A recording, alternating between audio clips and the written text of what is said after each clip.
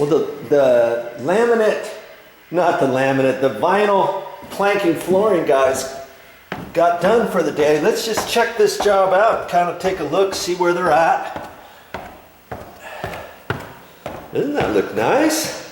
I made sure to have the registers available to make sure that he checked those to fit before he called it good. Because the last thing I wanted to do is to make sure that I had to be the one to trim one little edge later on because the register wasn't fitting or anything.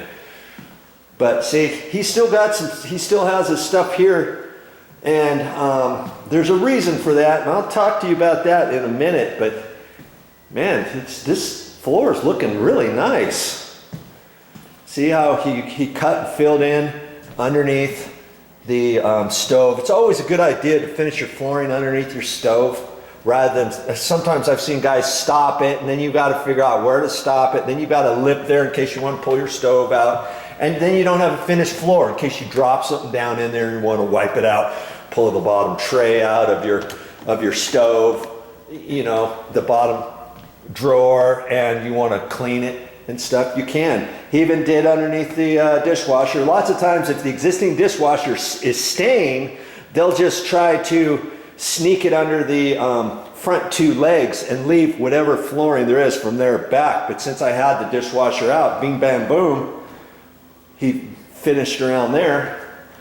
And let's take a look down here. Oh, that was tricky. That was tricky for him to fit underneath the door jamb there. And when you get to door jambs, you always, the pet peeve of mine is whoever is installing the flooring, if they leave any certain sort of gap around the door frames, you can't say, oh, my quarter round will cover that. Well, you don't have any quarter round around your door jambs. See, the quarter round, when I install a quarter round, I'm gonna stop it right where the baseboard is. From there, that way, cut it back at a 45-degree angle, and that's how you do around door frames. You never try to Mickey Mouse about doing anything to it later. See how nice he did under there? Look at that. He did a really good job. Here's the bathroom, cut in around that. And this is a freestanding pedestal sink, so that's just gonna set right down there on top of the floor. And I like how he put some finished trim here next to the door where the threshold is.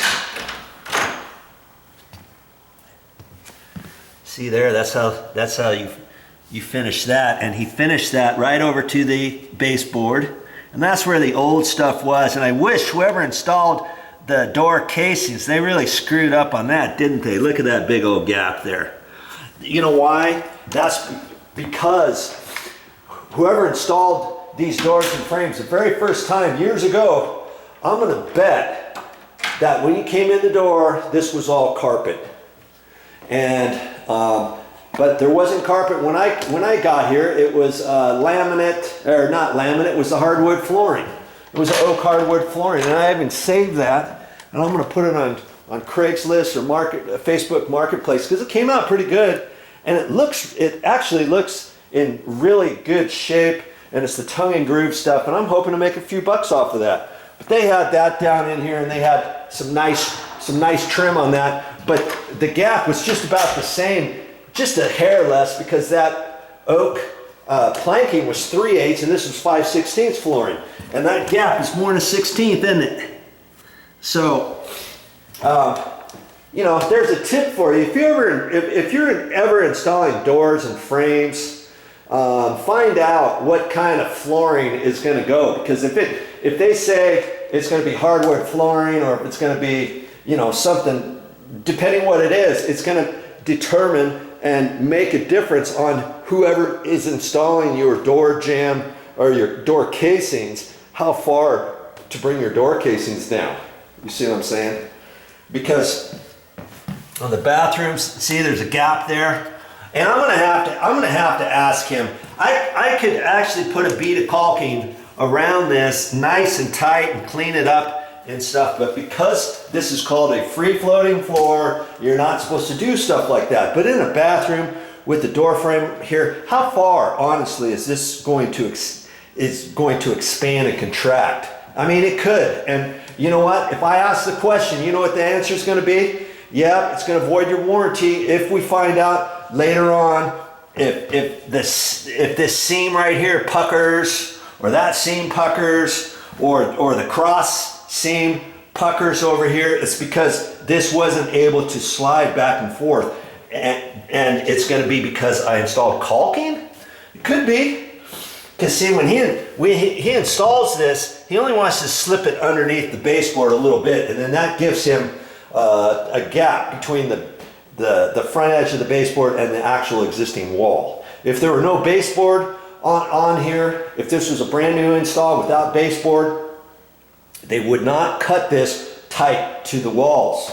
They would have to leave a gap, and that's what you call a free floating floor and all that. So, you know, I see there's a closet here and there's no tile.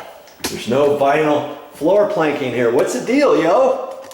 Well, you know, even the best of us, the best installers, you know, he should have looked. He should have not made the assumption, because usually when people install vinyl floor planking, usually it's the thinner stuff.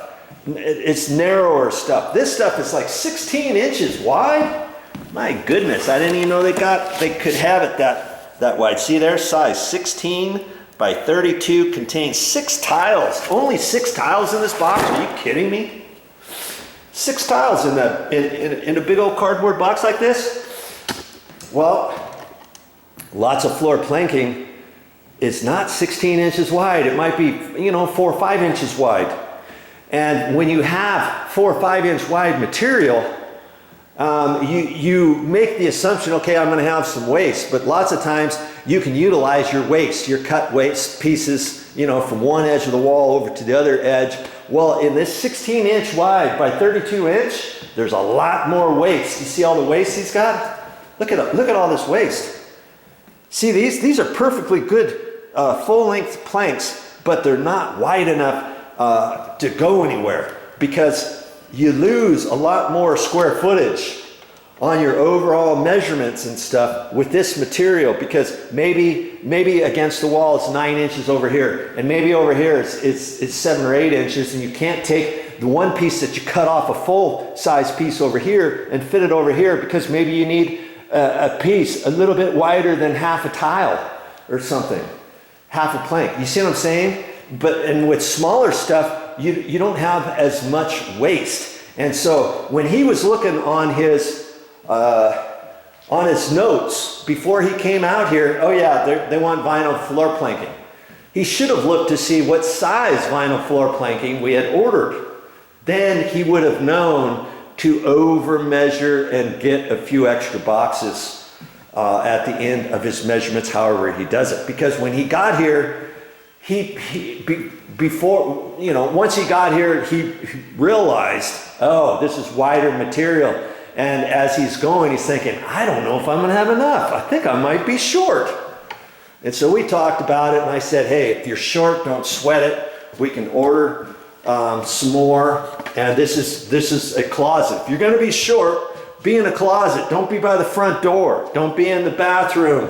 Oh yeah, we're short, you know, 5 or 6 tiles, and we left it short in the bathroom around your toilet. Oh, great, thanks very much. Now we can't get the plumber back in here to install the toilet and the pedestal sink, let's say, for instance. You see what I'm saying?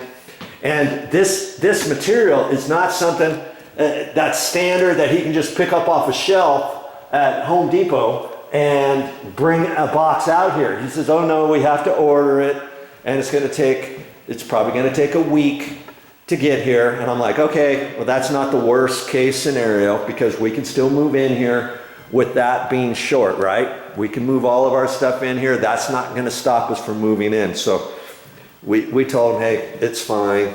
It's okay. But see, that was his boo-boo, because you got way more waste on this material. So it's okay. He was a little bummed about it, because you know, when he finishes a job and walks away from a job, he likes to be 100% done. Now, as it is, he's not going to be 100% done. Even though he's going to be here tomorrow, he's going to be here tomorrow to install the carpet, actually the tack strip and the carpet pad up to, you know, all throughout the second floor. And then the next day, he's going to bring the carpet out, finish his carpet. Well, by that time, even by that time, of course, the vinyl planking is not going to be done. So he's got to go over to another job, and then in a week or a week and a half, probably, he'll be out here, you know, for however long it takes to do this little closet, couple hours, and he'll be done. So there's a tip for you: over measure. If you got any questions, you can talk to somebody, and based on how many boxes you get, they might say, okay, you need to add X amount of percentage, 2% more for extra overage or extra waste, or 3.5%, you know, whatever it is. That's always going to be something that is an estimator's nightmare, whoever picks up all the material. I hope we got enough, or I hope we don't have 5 extra boxes at the end, or whatever. And just for this little area, guess how many boxes he's got to order? 3. He said it actually 3, yeah, because there's only 6 pieces in each box. And he says it comes out to 2.1 boxes. And I told him, at the end of a job, you know, if you're a homeowner and you're getting this installed by a subcontractor, flooring installer, whoever, you always want to make sure you have extra out of a last box. Maybe they have a box with 5 extra pieces left, or 3.5 pieces left. You know, when they get all done, I might ask him to, you know, hey, don't throw those away. Give them to me and I'll save those, because that could be a good piece that maybe there's a scratch or something, and somebody can take one out and reinstall a new one, let's say, you know, whatever you have to do. But as it is, he's got 2.1 boxes, so he's ordering 3 boxes, and I told him in the end we'd like to have, you know, 3 or 4 full pieces left anyways, for repairs. If somebody scratches, gouges the floor, pours something on it, and it etches the front edge or something, who knows? You always want to do that at the end. Always make sure you have, you know, some full pieces that you can save up in the attic, in your garage, in the storage area, you know, somewhere. And then as you're storing it, make sure you store it all nice and flat inside the box, seal up your box or whatever, and away you go. So hopefully you've learned a few things along the way on installing vinyl floor planking. Yes, it turned out looking good, and I'll show you, you know, when we get done with the whole condo, of course I'll make a video, a project review at the end, and all that. And of course, when I put the quarter round on, I'll make a whole video,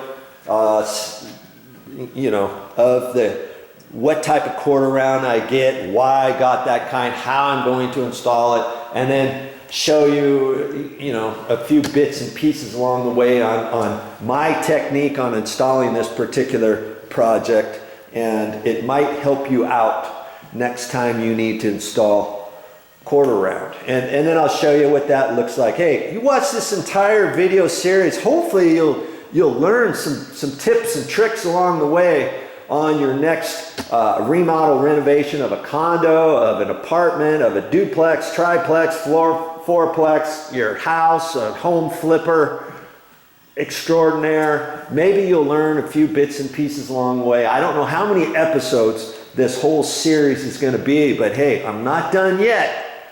So there's more to come. Keep watching and keep learning.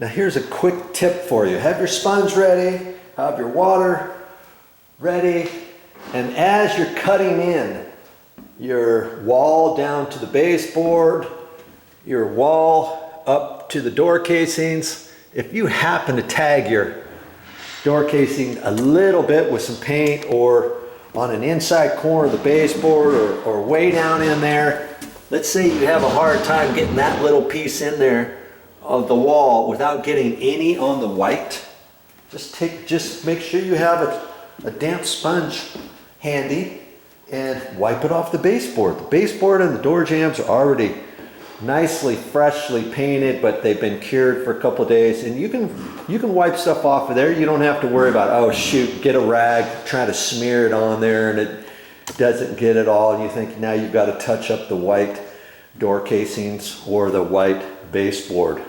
You know, just have your water ready and have a sponge and you're good to go.